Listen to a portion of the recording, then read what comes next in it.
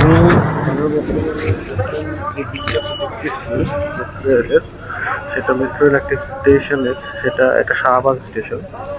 এখানে আমরা খেয়াল করতেছি যে মানুষের উপচে পড়া ভিড়। একটা ট্রেনের থেকে আরেকটা ট্রেনের ডিফারেন্স ম্যাক্সিমাম 10 মিনিট থাকে। কখনো পিক আওয়ার অফ দি মেথডে অথবা সেটা 5 থেকে 7 মিনিট হয়। কিন্তু আমরা যেটা দেখতেছি যে মানুষ তার সময়টাকে ব্যবহার করার জন্য বা তার গন্তব্য ফেরার জন্য সে কাছাকাছি কোনো একটা পজিশনে নামবে এবং সে এই মেট্রোটা ব্যবহার করবে।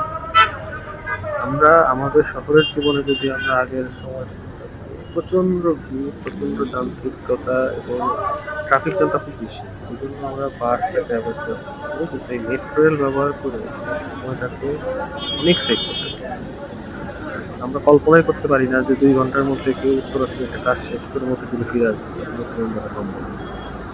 কিছু কিছু বিষয় বা কিছু কিছু জিনিস আছে যেগুলো আমাদের জীবনের সাথে ওতপ্রোতভাবে জড়িত হয়ে যায়। হয়তো জিনিসটা অতীতে ছিল না। আমরা চায়না বলেন, জাপান বলেন, সিঙ্গাপুর বলেন বা উন্নত দেশগুলো বলেন, লন্ডন বলেন, সেসব জায়গায় মেট্রো রেল বা পাতাল রেল, বুলেট ট্রেন এগুলোর ব্যবহার খুব মানে প্রকট।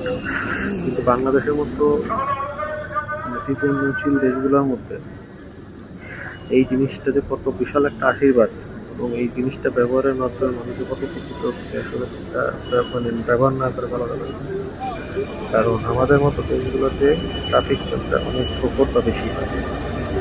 মেট্রো রেলের এই যাত্রাটা চলতে থাকুক এবং মানুষের কাছে একটা প্রয়োজনীয় বাহন পরিণত হোক, এই কামনাই। ঢাকার মেট্রো রেল